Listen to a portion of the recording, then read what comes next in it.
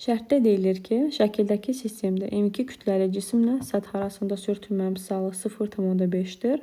İplərdə yaranan gərilmə qüvvələrinin nisbətini hesablayın.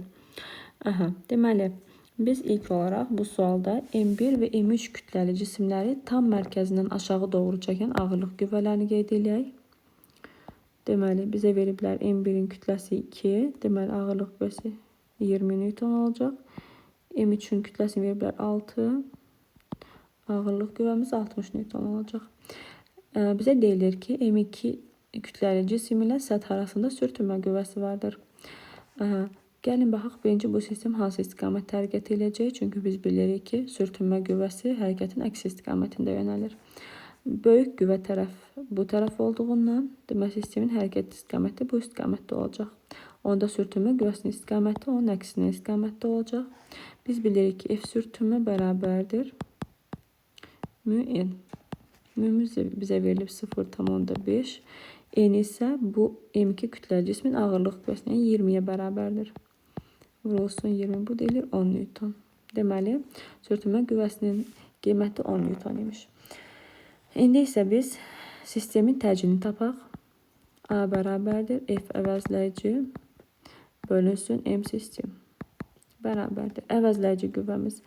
Deməli, sağ istiqamətdə olan qüvvələr 20 üstəgəlsin 10, 30, 60-dan çıxırıq 30, eləyir 30. Bölünsün sistemdəki kütlələrin cəmi isə 10 eləyir 10 kiloqram. Deməli, təcilimiz 3 metr bölünsün saniyə kvadratı elədir. İndi isə gəlin biz gərilmə qüvvələrinə baxaq.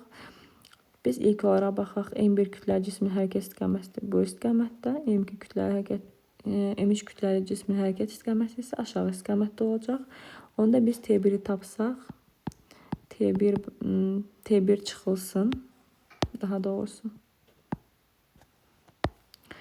T1 çıxılsın. MJ bərabərdir MA-ya.